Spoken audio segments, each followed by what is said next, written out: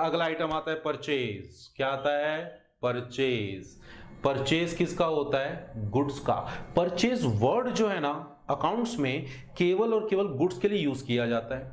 कभी भी ये मत बोलना कि एसेट्स को भी हम परचेज बोलेंगे, नहीं। परचेज स्पेशली किसके लिए होगा? गुड्स के लिए होगा। कैसे गुड्स? जिसको आपने अपने प्रोडक्शन में यूज करना है या फिर उसको दोबारा बेचना है। या तो प्रोडक्शन में यूज करना है या फिर दोबारा बेचना है।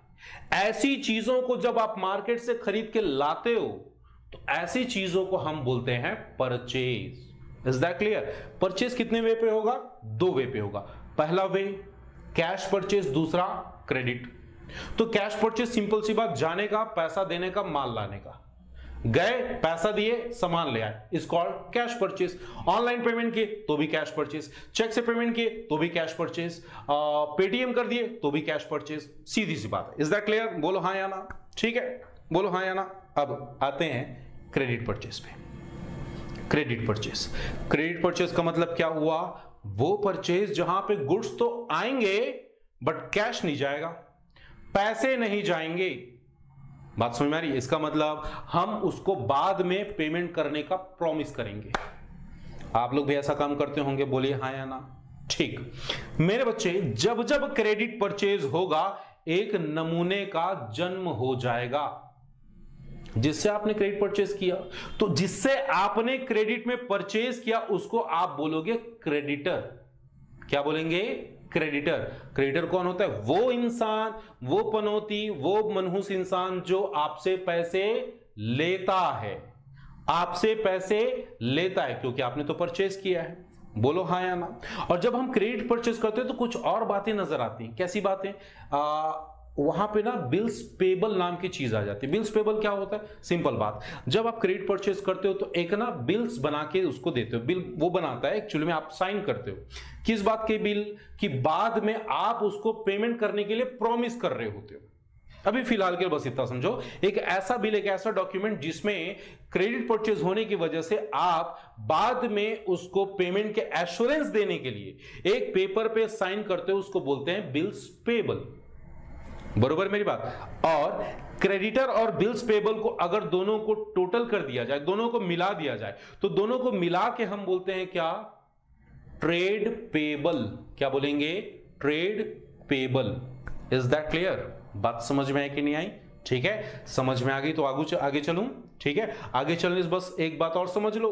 परचेज तो कर लिया, और अगर परचेज को वापस कर दिया जाए तो, परचेज को अगर वापस कर दिया जाए तो क्या बोलोगे? Purchase return. सीधी बात है बेटा। और इसका दूसरा नाम कॉमर्स में, अकाउंट्स में क्या होता है? Return outward. रिटर्न आउटवर्ड याद रखना बेटा, क्योंकि मैक्सिमम बच्चे कंफ्यूज होंगे। Return outward. यहां हो गई हमारे परचेज की बातें। थोड़ी बात और करते हैं। किस चीज की सर? बेटा बात करते हैं सेल्स का। आपका फेवरेट सेल्स। बिजनेसमैन हो तो आपको सबसे अच्छा क्या लगता है? सेल करना, बेचना। तो बेचना किस चीज को? उन चीजों को जिसको आपने परचेज किया था या फिर जिसको आपने प्रोड्यूस किया है। सेल सर्विस का भी हो सकता है, गुड्स का भी हो सकता है, लेकिन यहां पे सेल में कभी भी एसेट्स के सेल को इंक्लूड मत करना। गुड्स को ही कंसिडर करना है। एसेट्स को बेचे ना, ये सेल नहीं है भाई साहब। सेल ऑफ एसेट्स हो सकता है, बट जो मैं सेल का डेफिनेशन आपको बोल रहा हूं, जो सेल का मतलब बोल रहा हूं, जो यहां पे नोटेड है, देख सकते हो यहां पे जो सेल की मीनिंग दे रखी है, इसका मतलब केवल और केवल गुड्स के सेल से है, सर्विस के सेल से है, जिसका आप बिजनेस करते हो। एसेट्स वगैरह की सेल को यहां पे कंसिडर मत करना। और जब आप सेल करते हो और सेल सामने वाले को किया, सामने वाले ने गुड्स वापस कर दिया, सामने वाले ने गुड्स वापस कर दिया, तो इसको क्या बोलेंगे? Cell return. और दूसरा नाम होगा बेटा इसका रिटर्न इनवर्ड।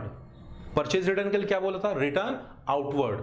सेल रिटर्न के लिए रिटर्न इनवर्ड। बरोबर? जैसा परचेज 2 वे पे हुआ था, वैसे ही सेल भी 2 वे पे होगा। पहला वे कैश सेल्स। सीधी बात है, कस्टमर आएगा, पैसा देगा, पेटीएम करेगा, ऑनलाइन पेमेंट करेगा, चेक देगा, ड्राफ्ट देगा, कुछ भी देगा, पैसे देगा, उसके बाद वो सामान लेके चला जाएगा। क्या बोलेंगे? Cash sales. क्या बोलेंगे? Cash sales. और एक कस्टमर ऐसा भी होगा जो आएगा बड़ी प्यारी सी सूरत लेके और बोलेगा सर मैं कुछ खरीदना चाहता हूं लेकिन मेरे पास क्या नहीं है, कैश नहीं है, मैं पेमेंट नहीं कर सकता अभी, बाद में कर दूंगा, बाद में कर दूंगा। तो इसको हम क्या बोलेंगे, क्रेडिट सेल। क्या बोलेंगे, क्रेडिट सेल।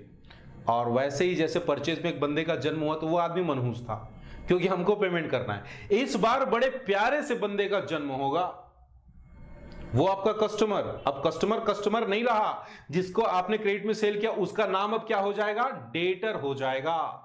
बात समझ में आ रही है, उसका नाम क्या होगा, डेटर। और डेटर को देख के तुम लोग बताओ स्माइल करोगे या गुस्सा आएगा, स्माइल करोगे। पता है क्यों, क्योंकि वो पैसा देगा। बात मेरी समझ में आ रही है, जो बंदा तुमको पैसा देने वाला है उसको देख के गुस्सा क्यों करोगे, प्यार से बात करोगे ना, बोलो हाँ या ना। तो बंदा जब तुमको पैसे देगा तो वो आपका डेटर होगा, आपको उससे पैसे लेने हैं। और बताओ उसको देख के अगर स्माइल कर रहे हो तो सोच के बताओ वो एसेट्स बन गया कि लायबिलिटी, क्या बनेगा रे बाबा, वो क्या बनेगा, वो आपका एसेट्स बनेगा, क्योंकि बाद में पैसा देने वाला है ना, बाद में कैश देने वाला है। बात समझ में आ रही कि नहीं आ रही, बोलो हाँ या ना। और जैसा परचेज में तुमने किया था क्या, ट्रेड पेबल, एग्जैक्टली यहां पे तुम उस बंदे को, वो तो क्रेडिट में परचेज गुड्स परचेज कर रहा है, उसको बोले कि भैया एक काम करो, मेरे पास एक पेपर है, उस पेपर में सारे टर्म्स कंडीशन लिखे हैं कि आप कब पेमेंट करोगे, कितना पेमेंट करोगे, इंटरेस्ट लगेगा कि नहीं लगेगा। तो वो सारे पेमेंट के लिए वो रेडी हो जाएगा, साइन कर देगा। तो जो पेपर आपके पास आएगा ना उसको आप बोलोगे बिल्स रिसीवेबल। क्या बोलोगे, बिल्स रिसीवेबल। और डेटर प्लस बिल्स रिसीवेबल दोनों को अगर मिला दो तो इसको क्या बोलोगे, ट्रेड रिसीवेबल। क्या बोलेंगे, ट्रेड रिसीवेबल। क्या मेरी बात समझ में आई, बोलो हाँ या ना। Is that clear. अब थोड़ी सी बातों को आगे समझो।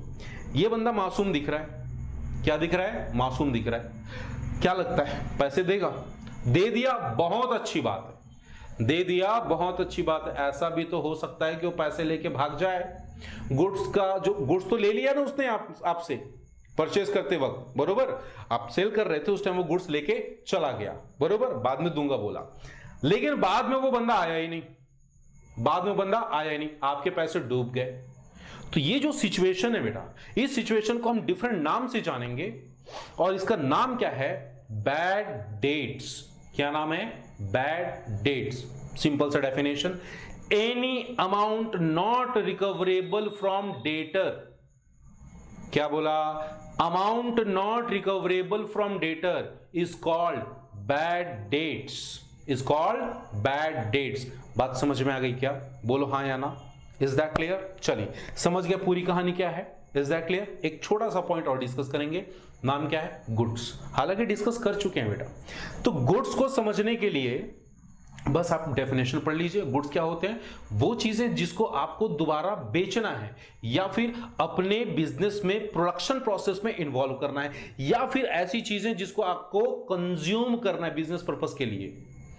तो गुड्स क्या होते हैं, वो चीजें जिसको आप बेचते हो, ठीक है, या फिर जिससे आप प्रोडक्शन में काम लाते हो, जिसको आप प्रोडक्शन प्रोसेस में यूज करते हो। इज दैट क्लियर, बरोबर हाँ या ना। क्या क्या कर लिए, परचेज कर लिए, सेल कर लिए, ठीक है। तो परचेज और सेल करने के बाद अगला पॉइंट क्या होगा, सोचो जरा, स्टॉक।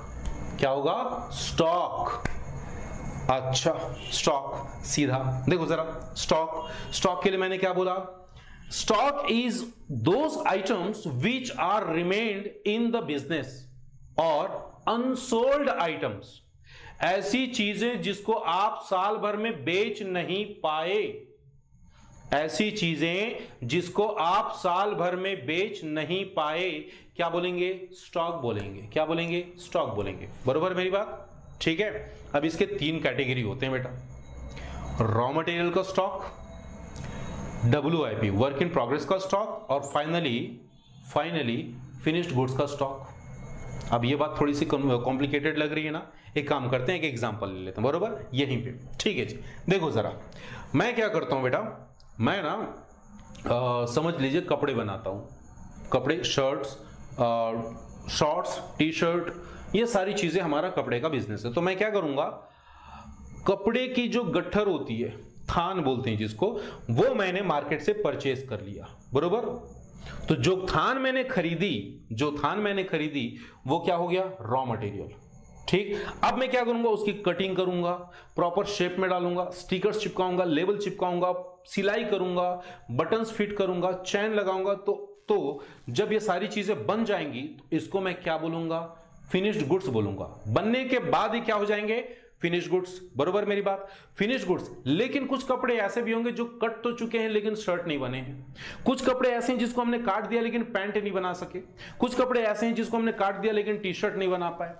तो ऐसे कपड़ों को, ऐसी चीजों को मैं बोलूंगा वर्क इन प्रोग्रेस। मतलब ऐसी चीजें जिस पे काम करना अभी बाकी है, कंप्लीट नहीं हुआ है। अच्छा, उसको रॉ मटेरियल बोल सकते हो? बिल्कुल नहीं। रॉ मटेरियल क्या था, वो बंडल वाला कपड़ा, थान वाला कपड़ा, वो कपड़ा आपके लिए रॉ मटेरियल है। ये तो कटा हुआ है, आधा अधूरा है, तो इसको क्या बोलोगे, WIP। और जो बन के रेडी है उसको क्या बोलोगे उसको, फिनिश्ड गुड्स।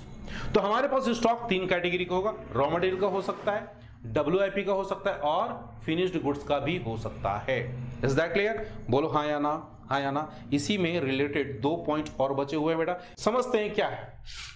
हमने बोला स्टॉक क्या होगा, जो माल नहीं बिका, जो हमारे बिजनेस में अभी भी पड़ा हुआ है। तो मेरे बच्चे, ईयर के एंड में जो गुड्स आपके पास है, ईयर के एंड में जो गुड्स आपके पास है, उसको मैं बोलूंगा क्लोजिंग स्टॉक। क्या बोलूंगा, क्लोजिंग स्टॉक। अब ईयर एंड क्या होता है, या तो 31 दिसंबर ले लो या फिर 31 मार्च ले लो, है ना। या तो अगर आप कैलेंडर ईयर फॉलो कर रहे हो तो 31 ऑफ दिसंबर लोगे, और अगर फाइनेंशियल ईयर फॉलो कर रहे हो तो 31 मार्च लोगे। तो ईयर के एंड में अनसोल्ड आइटम्स को आप बोलोगे क्लोजिंग स्टॉक। और मजे की बात क्या है पता है बेटा, अगले साल उसी चीज को आप बोलोगे ओपनिंग स्टॉक। तो सीधा सीधा मतलब क्या होगा, ओपनिंग स्टॉक नाम की कोई चीज होती नहीं है। अब सोचो, कोई आदमी नया बिजनेस स्टार्ट किया तो पहले दिन से वो क्या उसके पास ओपनिंग स्टॉक होगा? नहीं होगा। क्यों नहीं होगा? पिछले साल बिजनेस किया नहीं, तो लास्ट का क्लोजिंग स्टॉक बचा नहीं। तो लास्ट का क्लोजिंग स्टॉक है तो सुबह ओपनिंग स्टॉक होगा ना। अरे आपके घर में फ्रिज है, मान लो एक एग्जांपल ले लो, आपके घर में फ्रिज है, रात को सोते वक्त उसमें 4 सेब थे, तो आज रात के लिए क्लोजिंग स्टॉक क्या हो जाएगा, वो 4 सेब। सुबेरे उठोगे तो भी वो 4 सेब होंगे, बोलो हाँ या ना। तो कल सुबेरे के लिए वो क्या कहलाएंगे, ओपनिंग स्टॉक। ऐसे ही अकाउंटिंग में इस साल जो चीज नहीं बिका ईयर के एंड तक, उसको मैं बोलूंगा क्लोजिंग स्टॉक। और वही इस साल का जो क्लोजिंग स्टॉक है वो अगले साल का क्या होगा मेरे बच्चे, ओपनिंग स्टॉक। क्या मेरी बात यहां तक समझ में आ गई? बोलिए हाँ या ना। अब मेरी बात को ध्यान से समझना, एक पॉइंट और पकड़ रहे हैं, नाम क्या है, अकाउंट।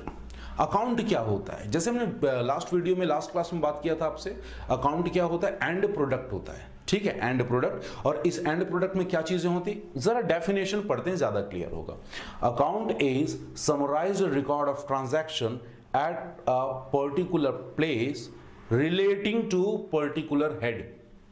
क्या बोला, पहले तो ना फॉर्मेट देख लो, फॉर्मेट क्या है अकाउंट का, ये रहा अकाउंट का फॉर्मेट।